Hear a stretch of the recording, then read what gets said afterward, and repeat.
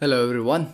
तो आज हम स्टार्ट करेंगे एक नया chapter which is very interesting and very very important कि आपकी जो फिजिकल केमिस्ट्री की अंडरस्टैंडिंग है उसके लिए ये चैप्टर बहुत ही इंपॉर्टेंट है। ठीक है, the name of the chapter is thermodynamics. तो थर्मोडायनेमिक्स की इंपॉर्टेंस अगर आप आईआईटी प्रेपरेशन के लिए देखें तब भी बहुत ज़्यादा है, आपको बेसिक साइंस को समझना है तब भी बहुत इंपॉर्टेंट है, अगर आप फिज़िक्स में इसकी कंट्रीब्यूशन देखें तब भी है, क्योंकि ये चैप्टर आप फिज़िक्स में भी पढ़ेंगे।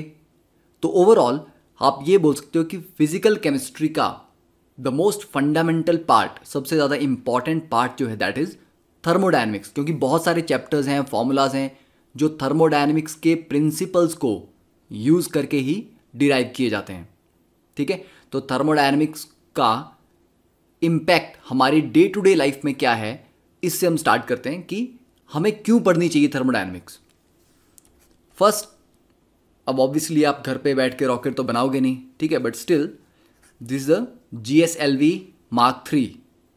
अब जब भी आप कोई भी रॉकेट लॉन्च करते हैं, ठीक है, सैटेलाइट लॉन्च करनी होती है, तो ये जो साथ में बूस्टर्स लगे हुए हैं, ठीक है, ये क्या हैं? This are fuel. ठीक है, फ्यूल बूस्टर्स है ना ये। तो इनमें फ्यूल रखा गया है कि जो रॉकेट को लिफ्ट करने में हेल्प करता है। तो यहाँ से फ्यूल जलेगा और गैसेस बड़े हाई स्पीड से बाहर निकलेंगी, जिससे कि एक अपवर्ड फोर्स, थ्रस्ट जिसको आप बोलते हैं, थ्रस्ट डेवलप होगा।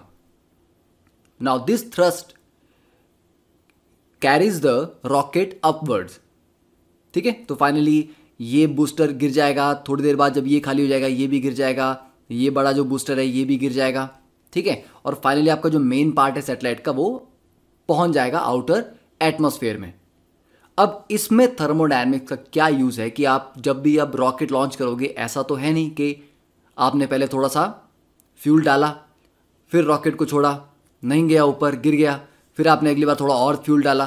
तो जो फ्यूल कितना ऐड करना है, ठीक है, कि आपका जो रॉकेट है उसका वेट कितना है, उस वेट को उस हाइट तक लेके जाने के लिए, उस डिस्टेंस तक लेके जाने के लिए कितना फ्यूल लगेगा, ये सारी की सारी जो कैलकुलेशन है ये थर्मोडायनेमिक्स में होती है कि एक फ्यूल जो भी आपने यूज़ कर रहे हो, वो उसका एक मोल अगर हम बर्न करते हैं तो उससे कितनी एनर्जी निकलती है, उससे कितनी गैसेस निकलेंगी, उन गैसेस का जो थ्रस्ट बनेगा उसकी कैलकुलेशन कैसे होगी। तो यहाँ पर थर्मोडायनेमिक्स का बहुत इंपॉर्टेंट रोल है। बिना थर्मोडायनेमिक्स यूज़ किए आप पता लगा ही नहीं सकते कि what is the optimum amount of fuel, कितना फ्यूल हमारे पास होना चाहिए अगर इतने वेट के रॉकेट को लिफ्ट करना है। सेकंड, अब ये तो बड़ा हाईटेक यूज़ हो गया, ठीक है, जिसको आप डे टू डे लाइफ में तो ऑब्वियस सी बात है रॉकेट लॉन्च नहीं करेंगे, पर this is a simple cup of hot T या कॉफ़ी। तो कॉफ़ी कप में ये जो धीरे धीरे ये टाइम के साथ ठंडा हो जाएगा, गर्म कॉफ़ी है, थोड़ी देर के बाद आओगे तो ऑब्वियसली ये थोड़ी ठंडी हो जाएगी, और देर के बाद आओगे तो और ठंडी हो जाएगी। ठीक है, तो ये जो हीट का, या आप बोल सकते हैं कि एनर्जी का एक्सचेंज हो रहा है, जो हॉट कॉफ़ीज की एनर्जी बाहर निकल जा रही है, तो ये जो एक्सचेंज ऑफ एनर्जी हो रहा है कॉफ़ी और सराउंडिंग्स के बीच में, ये भी थर्मोडायनेमिक्स है कि कितनी जल्दी कॉफ़ी ठंडी होगी, किस तरह के कप में रखोगे तो जल्दी ठंडी होगी, अगर इसको हम थोड़ा कवर करके रखें तो क्या फ़र्क पड़ेगा, सरफेस एरिया बढ़ाएंगे तो क्या फ़र्क पड़ेगा, कप का मटेरियल चेंज कर देंगे तब क्या फ़र्क पड़ेगा। ठीक है, तो ये भी थर्मोडायनेमिक्स है। थर्ड, यहाँ पर this is a internal combustion engine, ICE। Internal combustion engine में क्या होता है, जब भी आप गाड़ियाँ, कोई भी गाड़ी देख लो आप, इलेक्ट्रिक व्हीकल की बात अगर हम ना करें तो, ठीक है, तो किसी भी इंटरनल कंबशन इंजन में हम फ्यूल स्प्रे करते हैं। ठीक है, फ्यूल स्प्रे करेंगे, यहाँ से ये पिस्टन है, ये ऊपर मूव कर रहा होगा, जब ये ऊपर जा रहा होगा तो ये यहाँ पर जो एयर होगी उसको कंप्रेस करेगा, कंप्रेस करके एयर बहुत गर्म हो जाएगी। जब आप फ्यूल स्प्रे करेंगे वो फ्यूल गर्म एयर के साथ मिक्स होगा और एकदम से आग पकड़ेगा, तो यहाँ पर कंबशन होगा। कंबशन से जो गैसेस बनेंगी उन गैसेस का प्रेशर लगेगा, प्रेशर इस पिस्टन को नीचे की तरफ पुश करेगा, तो वापस पिस्टन नीचे जाएगा, नीचे जाके इस तरह से सर्कुलर पाथ में घूमेगा, तो ये क्रैंकशाफ्ट है। तो बेसिकली हम कर क्या रहे हैं यहाँ पे, ओवरऑल आपने फ्यूल सप्लाई किया, फ्यूल के अंदर क्या थी, फ्यूल के अंदर थी केमिकल एनर्जी। उस केमिकल एनर्जी के कंबशन से, जलने से क्या रिलीज हुई? हीट रिलीज हुई। उस हीट से जो प्रेशर बना, गैसेस से जो प्रेशर बना, उस प्रेशर को आपने मैकेनिकल एनर्जी में कन्वर्ट किया, ठीक है, जिससे कि इंजन आपका चल रहा है। तो फ्यूल में थी केमिकल एनर्जी, उसको कन्वर्ट किया हीट एनर्जी में कंबशन के थ्रू, और हीट से हमने इस पिस्टन को मूव कराया जिससे कि वो मैकेनिकल एनर्जी में कन्वर्ट हुआ, और उस मैकेनिकल एनर्जी से आपकी गाड़ी के जो व्हील्स हैं वो रोटेट करते हैं। तो यहाँ पर एक फॉर्म ऑफ एनर्जी को आप दूसरी फॉर्म ऑफ एनर्जी में कन्वर्ट कर रहे हैं, ठीक है। तो ये भी काफ़ी इंपॉर्टेंट एवरीडे यूज़ है।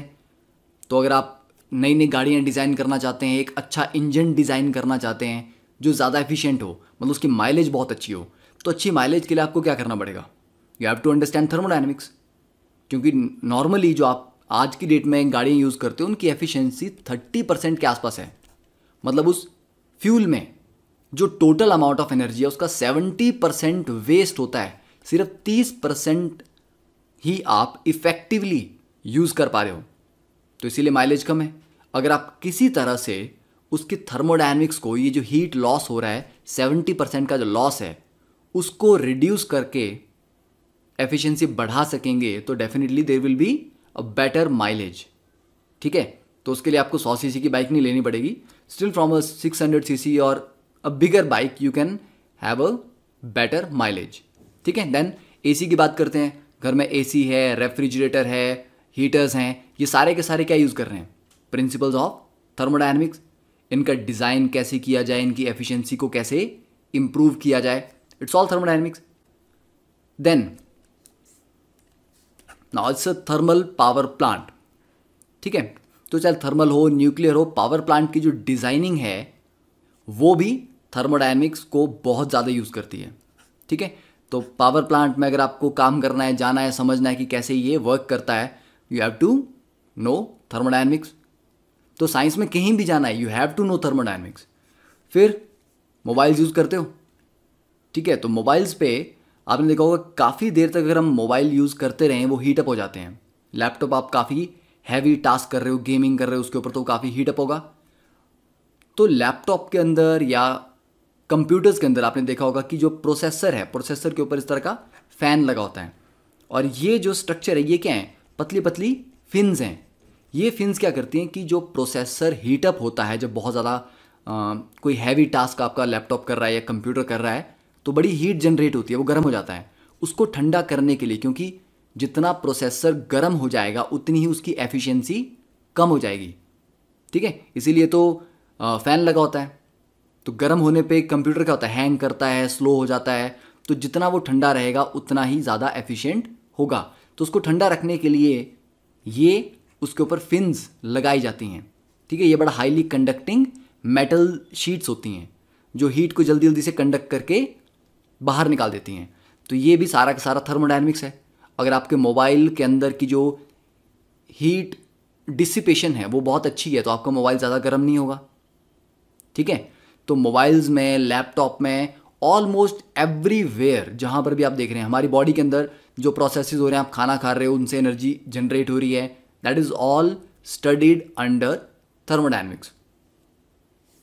तो अगर हम इसको समराइज करें कि थर्मोडायनेमिक्स रियलिटी में है क्या, तो डेफिनेशन इसकी मल्टीपल हो सकते हैं। Different different books you can follow, और डिफरेंट बुक्स में they will be different definitions. तो उससे मतलब नहीं कि आपको एक पर्टिकुलर डेफिनेशन को याद करना है। यू हैव टू अंडरस्टैंड कि what is the overall meaning, एक जनरल मीनिंग क्या है थर्मोडायनेमिक्स का। तो thermodynamics is the study of energy and the interaction of energy with matter. Energy कैसे एक फॉर्म से दूसरी फॉर्म में चेंज हो रही है, ठीक है, उसको आपको समझना है। एनर्जी जब मैटर के साथ इंटरेक्ट करती है तो क्या होता है, कौन सी प्रॉपर्टीज, आप किसी ऑब्जेक्ट को हीट कर रहे हो, मान लो आपके पास एक ऑब्जेक्ट है, उसको आप हीट कर रहे हो, तो हीट करने पे इसमें क्या चेंजेस आएंगे, इसकी कौन सी प्रॉपर्टी बढ़ेगी, कौन सी प्रॉपर्टी कम होगी, ठीक है। ये हीट अंदर जाके इस सिस्टम में जाके किस फॉर्म ऑफ एनर्जी में कन्वर्ट हो जाएगी। तो ये सारी की सारी चीज़ें थर्मोडायनेमिक्स में ही आती है। तो it's a study of energy and the interaction of energy with matter. Okay, अब स्कोप ऑफ थर्मोडायनेमिक्स। स्कोप का मतलब यह है कि थर्मोडायनेमिक्स को हम जनरली कहाँ यूज़ करते हैं। तो देखो, जनरल तो मैंने आपको एक्सप्लेन कर दिया, पर एक ओवरऑल, क्योंकि ज़रूरी नहीं है कि सिर्फ रेफ्रिजरेटर, एसी, रॉकेट्स वगैरह में ही यूज़ करेंगे। एक जनरल बात करें तो जनरल स्कोप ऑफ थर्मोडायनेमिक्स पहला क्या है, to predict the feasibility of a reaction. देखो, feasibility means suppose you want to start a factory जिसमें ए और बी दो चीज़ों को मिक्स करके आप सी बनाना चाहते हो। ठीक है, कुछ प्रोडक्ट बनाना चाहते हो जिसके रिएक्टेंट्स हैं ए और बी, तो ए प्लस बी से आप सी बनाना चाह रहे हैं। पर पॉइंट ये कि क्या ए और बी सी बनाते हैं? तो चलो मान लिया आपको पता है कि हाँ ये सी बनाते हैं। अब सेकंड पॉइंट ये कि फैक्ट्री में सिर्फ ये ज़रूरी नहीं है कि ये सी बनाते हैं, ये भी ज़रूरी है क्या ए और बी से सी बनाना इकोनॉमिकल है, सस्ता है। क्योंकि अगर बहुत महंगा होगा तो वो चीज़ बहुत कॉस्टली होगी, तो एक अच्छा प्रोसेस नहीं है। ठीक है, तो हमें ये चेक करना है कि क्या ये दो चीज़ें मिलके सी बनाएंगे, क्या ये रिएक्शन पॉसिबल है, क्या ये फिजिबल है। तो ये फिजिबिलिटी ऑफ रिएक्शन है कि वो रिएक्शन होगा भी कि नहीं होगा, ये थर्मोडायनेमिक्स बताती है। ठीक है, अब आपको पता लग गया कि हाँ ये रिएक्शन है, फिजिबल है। सेकंड, अब आपको ये पता करना है कि ठीक है, अगर ये फिजिबल है तो मुझे इसमें कितनी एनर्जी सप्लाई करनी पड़ेगी, या इस प्रोसेस से क्या एनर्जी रिलीज होती है, कि एक्सोथर्मिक प्रोसेस है जिसमें हीट रिलीज होती है, या एंडोथर्मिक है जिसमें हीट गेन होती है। तो what are the energy changes, कि जब रिएक्शन होता है तो क्या क्या एनर्जी चेंज होती है उसमें, वो सारे थर्मोडायनेमिक्स से कैलकुलेट करेंगे। देन ये रिएक्शन क्या इक्विलिब्रियम पे तो नहीं पहुंच जाएगा कि थोड़ा सा हुआ फिर रुक गया, इक्विलिब्रियम आ गया। ठीक है, तो कितना दूर ये रिएक्शन जाएगा, कहां तक जाएगा। मान लो हो सकता है कि 90% होके रिएक्शन रुक जाए, हो सकता है 10% आगे जाके ही रिएक्शन रुक जाए। तो अगर 10% आगे जाके रिएक्शन रुक गया तो ए और बी तो वैसे ही पड़े रह जाएंगे। ठीक है, तो ये पता करना कि ठीक है रिएक्शन होता भी है, उसके एनर्जी चेंजेस भी हमें पता है, पर कितना दूर ये फॉरवर्ड डायरेक्शन में जाएगा, the extent to which the chemical reaction proceeds, तो ये भी आपको थर्मोडायनेमिक्स ही बताएगी। ठीक है, तो I think scope of thermodynamics is pretty much clear to you. अब नेक्स्ट, जब बेनिफिट्स हैं किसी चीज़ के तो उसकी कुछ लिमिटेशंस भी होंगी। तो what are the limitations of thermodynamics. पहली बात, ये एक मैक्रोस्कोपिक सिस्टम पे अप्लाई होता है, माइक्रोस्कोपिक सिस्टम पे अप्लाई नहीं होता है। For example, suppose you have a glass of water. ठीक है, ग्लास में आपके पास यहाँ पे पानी दिया गया है। अब इसको अगर हम कुछ हीट प्रोवाइड करें, ठीक है, अगर आप हीट प्रोवाइड करें, लेट अस से मैंने इसको 100 जूल हीट प्रोवाइड की। अब इस 100 जूल हीट को एक एक मॉलिक्यूल एब्जॉर्ब करेगा ना, सबको थोड़ी थोड़ी थोड़ी थोड़ी हीट मिलेगी। तो क्या हम ये बता सकते हैं कि एक एक मॉलिक्यूल को कितना पार्ट मिला, कि 100 जूल ऐसा तो है नहीं कि सभी को बराबर मिलेगी। हो सकता है कि कुछ मॉलिक्यूल्स को ज़्यादा हीट मिली, कुछ को कम हीट मिली। तो ये 100 जूल मॉलिक्यूल्स में जाके किस तरह से डिवाइड हुआ, किसको कितना मिला, ये हम बता सकते हैं? Definitely not. ठीक है, माइक्रोस्कोपिक लेवल पे जाके हीट किस तरह से या एनर्जी किसको कितनी मिली, कैसे डिस्ट्रीब्यूट हुई, ये हम नहीं बता सकते। हम ये बता सकते हैं कि हाँ, अगर वाटर की इनिशियल एनर्जी ई थी तो 100 जूल एनर्जी देने के बाद अब उसकी एनर्जी ई प्लस 100 हो गई। जैसे मान लो आपके पास इनिशियली 200 रुपीज़ थे, मैंने अगर आपको 500 रुपीज़ दे दिए तो अब आपके पास 700 हो गए। ठीक है, तो हम ये बताते हैं कि वाटर एज अ होल जितना भी था ये, ठीक है, इसको पूरे को एज अ बल्क सिस्टम लो, macroscopic system, as a bulk इसकी एनर्जी ई थी, 100 आपने सप्लाई की, तो अब इसकी एनर्जी ई प्लस 100 हो गई। तो मैक्रोस्कोपिक सिस्टम में कितना एनर्जी गेन हुआ? 100। माइक्रोस्कोपिकली एक एक मॉलिक्यूल को कितनी एनर्जी मिली है, that we can not say. तो माइक्रोस्कोपिक लेवल पे थर्मोडायनेमिक्स अप्लाई नहीं होता।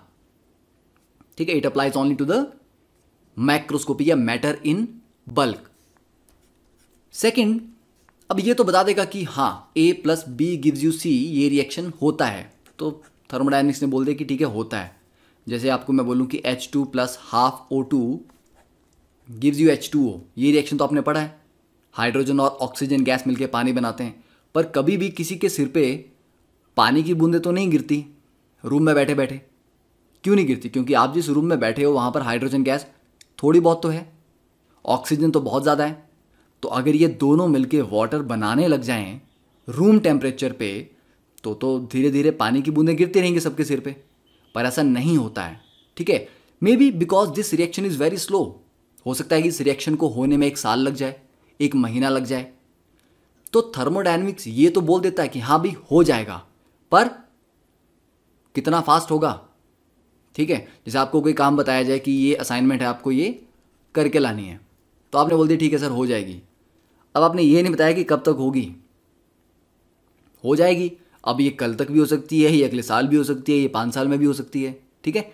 तो थर्मोडायनेमिक्स सिर्फ फिजिबिलिटी बताता है, it cannot predict the speed of the reaction, कि रिएक्शन कितना फास्ट होगा या कितना स्लो होगा, या उसको इक्विलिब्रियम पे पहुंचने में कितना टाइम लगता है, ठीक है। तो doesn't talk about the speed of the reaction. तो ये इसकी 2 मेजर लिमिटेशंस हैं, ठीक है। तो I hope you have noted down.